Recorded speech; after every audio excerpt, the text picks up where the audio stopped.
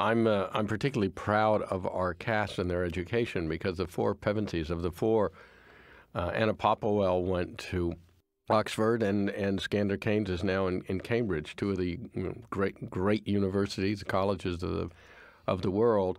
And somehow we were able to get them to do a full day's work and still do their studies and still prepare for a future. And you always worry. You make an obligation. You make a commitment to the parents that you will take care of their children. Of course, the parents are there the whole time, but you say we will make sure that they don't miss a step in terms of their education. And it's really it's a wonderful testament to the experience, and also, of course, to our kids that they've gone on to really some great things in terms of school. So all this stuff was built. The dungeon you saw was built, and again in the back lot we created this town square.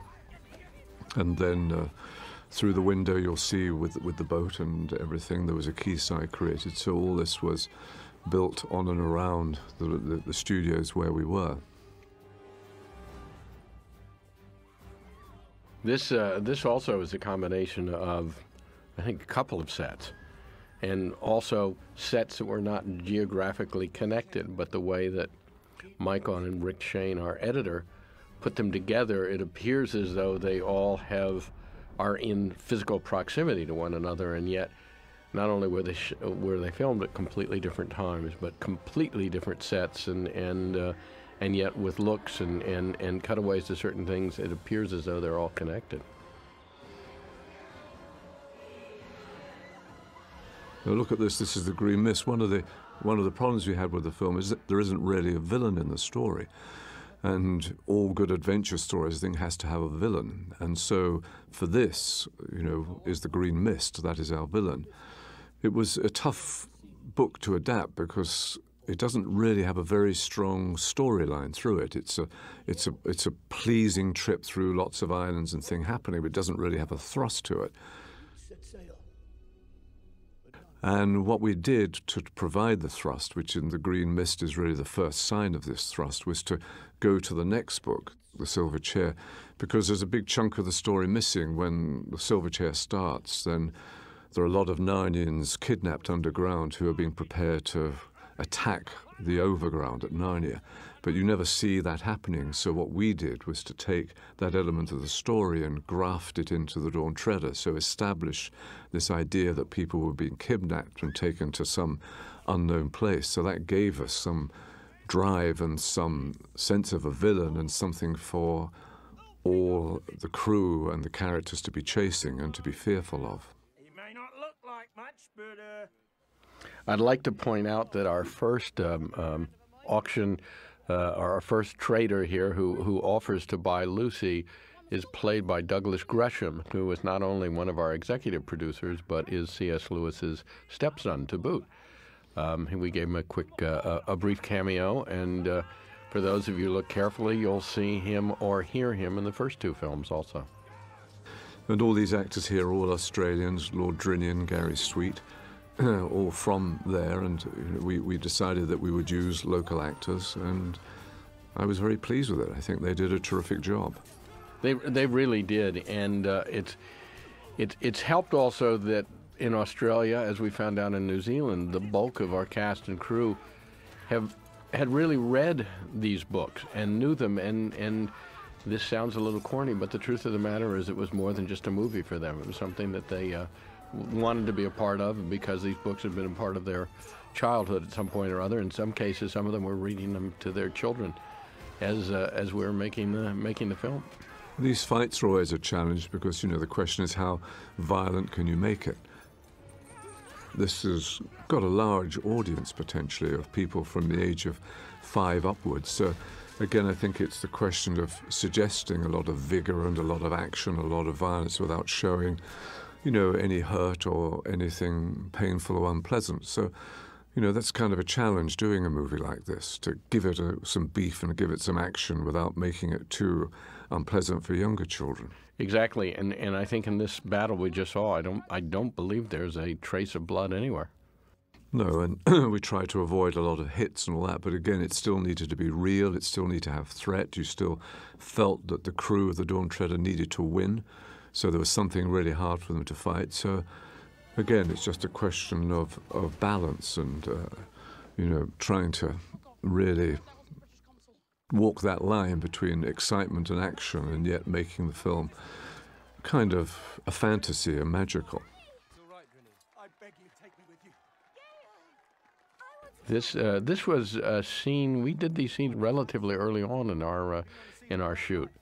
But like most film shoots, we were completely out of sync in terms of the narrative of the movie, so we would shoot certain things early on that wouldn't appear until later, or significant emotional scenes that were not connected to something else. And really, just thanks to the professionalism of our cast and being able to keep track of everything, we were able to, I don't think, miss anything. No, I think that's the joy of rehearsal too. You know, if you go through, spend a couple of weeks going through it all, so everybody's familiar with the scene, so, and really what the scene is about and where they are emotionally. It's still hard to shoot it so out of sequence, but I think that gives us a chance to, you know, so an actor can know where they are and can deal with almost anything that you throw at them, especially when you're dealing with bad weather and stuff like that. It's interesting just looking at the different kinds of actors our cast represents. Ben Barnes is theatrically trained and approaches his character very methodically and with a great deal of detail.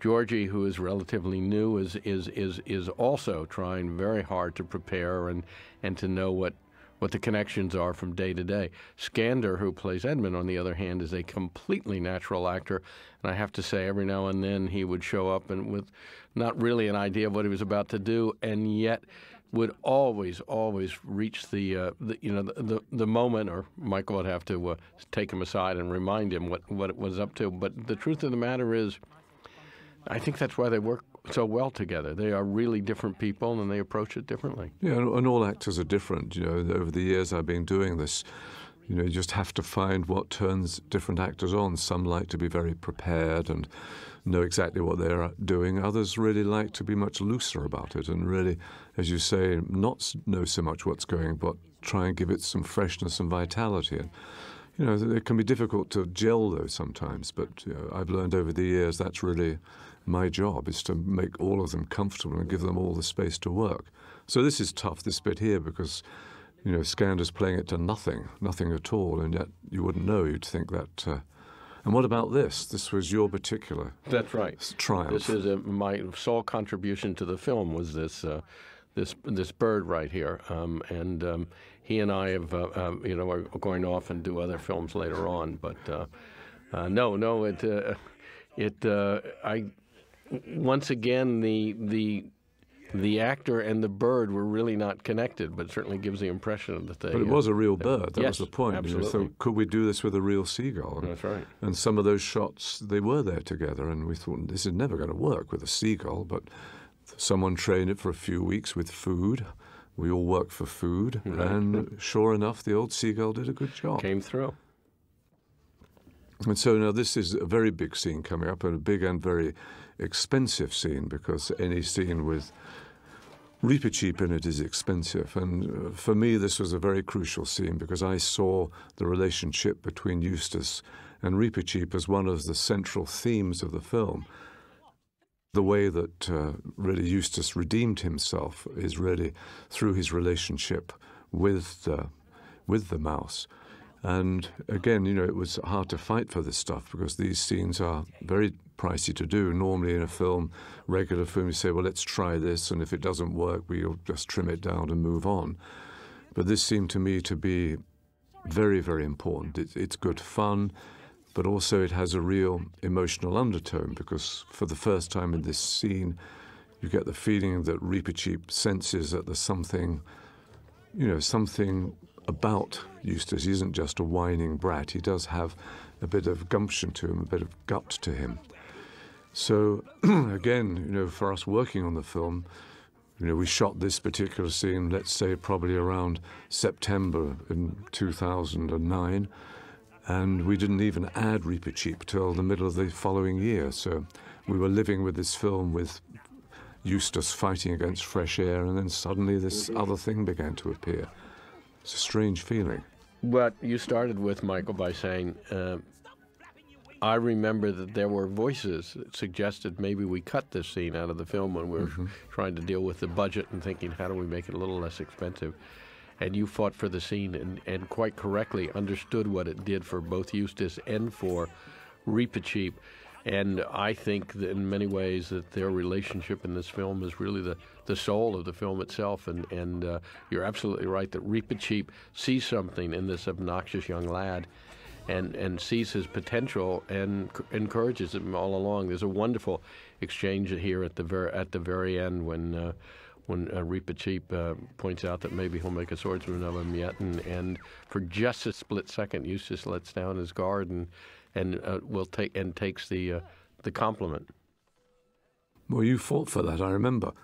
I slightly missed that point, and I had old Eustace being normally glum, and you said, make him smile, let him have a moment of warmth with Reepicheep and pleasure in Reepicheep's approval, and you were dead right. It's such an interesting thing to do, you know, to plot this arc of this relationship and try and get as much complexity into it, because I think this does, in some ways, drive the film, and the emotional climax of the film is very much the climax of their relationship. And we had another little actress here playing Gail, who was a local girl who hadn't done hardly anything before but did very well. But this was a big production. We had a huge crew, tons of equipment, machinery and all that. And, you know, she was only 8 years old, and to put her in it and, you know, to hold her own and do what she had to do, she did very well.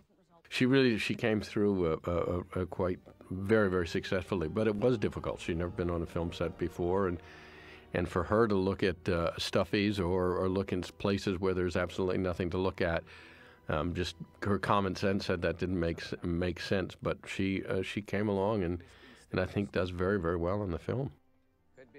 These are beautiful shots, you know, the shots of the boat going through those islands. And one of the problems we, I think, all thought at the beginning of the film is it going to have a sense of scale? Is there going to be a sense of a journey? And I think we pulled that off. I think you do feel the place, you know, the boat has gone different places and traveled in, you know, strange environments. And one of the challenges was to make all these different islands look singular, look different from each other. We had Lone Island, which had a Mediterranean look, where we had the battle and where they got kidnapped. And this one, the Magician's Island, which, you know, has a kind of English country garden look to it, or an eccentric country garden to it, green rolling hills and all that, so that gave this distinctive. And now we have our beginning of our invisible friends. That's right. I think one of the real successes of this film is its look, and our production designer, Barry Robeson, and our art director, Ian Gracie, really outdid themselves and were able to invent. They had the opportunity, of course, that each island could be different and have its own distinctive look and style and feel, and they made the most of it, and yet there is definitely a connection between it. But I think it's sort of the fun of saying, all right, what's going to happen in the next island? What's it going to look like? What's there to be afraid of? What sort of magic will we find there? And I think, you know, for me, as a director, one of the hard things was to keep the tone of the movie kind of consistent, particularly in this scene, which is really a comedy scene, and the characters are cartoonish, and yet I think you've got to keep the threat of the story going, so you can't just stop the film and let's have some fun with invisible voices and who are these. You've got to keep telling the story and keep that moving around, and, you know, sometimes I think, you know, that's in some ways the toughest job the director has, is to keep the tone consistent so it doesn't keep changing. The audience isn't kind of, so what are we supposed to be looking at here? Something broad, something cartoonish, or something heavy or serious? It's, you know, it's a challenge. What do you want with me? Georgie Henley, who plays Lucy, really outdid herself here also, and this it's very much on her shoulders. And she was surrounded by very little. For instance, now what you're looking at, that door, there was no door, or there was a mock-up of a door, but it didn't look anything like that. And we hit her with a intense light to show that there was something inside there. But quite frankly, she's not looking at anything that you now see on the screen. And you could understand an actor, or in this case an actress, responding to something quite as magical as that. The truth of the matter is it was pretty mundane, and we had an electrician and a grip standing in front of her putting a light on her, and she was supposed to right there look at this strange world, and I think it's quite remarkable. The actress, and none of us really knew what this strange world would look like in the end. Right. So let alone Georgie, none of us really knew that the whole process was developing all the time.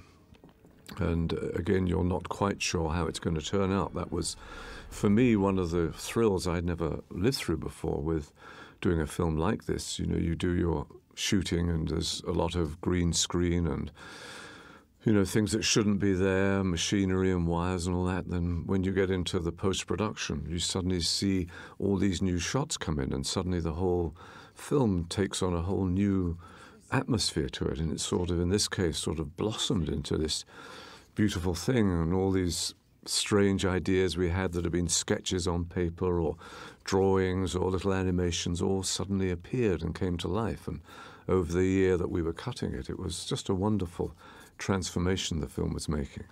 Well, Andrew Adamson, who directed the first two films, came from visual effects and knew that world really intimately, and he knew what each one of these things was going to look like. Michael, who has came to this film with not that background, but forged a really wonderful relationship with Angus Bickerton, who was our visual effects genius. And I thought it was a great give and take, a great dialogue that the two of you had, because you would tell him what you wanted, and he'd give you an interpretation of it, and every now and then say, well, what about this or what about that? And I believe this when the cherub blows dust at the beginning.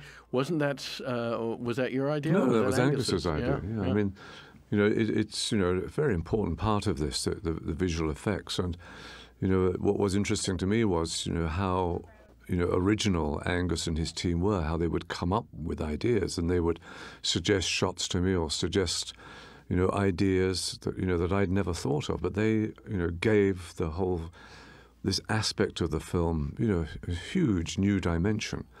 And, you know, a lot of these ideas that came in, even tiny ones, as you say, like the cherub blowing to give her a clue that if she blew on the front of the book, she'd get what the book was called. And again, this sort of thing, you know, this is, lots of people sat down and did these beautiful drawings at what this ceiling should look like, and this is what, you know, we ended up with. But this was a very important sequence, wasn't it? I mean, for everybody, for the studio, because I think we did this fairly early on, and it was really our calling card of what magic we could put in the film. The idea of the snow coming down, I don't think that was ever in the original material, but it was something we wanted, some magical moments, you know, that so the film would have a calling card. No, it's not. It's not in the book specifically the snow, but we thought it was a great carryover from One from the Lion and the Witch. But it's also just the idea that she can create snow and all of a sudden be in this magic white wonderland because of this book of spells is really magical. And, well, once again, it's not something that is specifically in the book by C.S. Lewis. It is so in the spirit of the scene that he wrote. Again, this was clever stuff between Anna and Georgie, you know, to actually exactly imitate what each other was doing, one being the mirror image of the other. And this book, I remember this book took months to make, and again the craftsmanship. Every page was hand drawn and, you know, designed and whatever, and, you know, it really was such a level of craftsmanship that the Australians brought to it on every level. From making the ropes, I remember all that, for the boat, to drawing these kind of stuff, and again the detail in this set. How many copies of this book did we have? Do you know? We had a lot of pages made, because pages were being ripped out and stuff like that. But we certainly had, you know, 3 copies of it at least.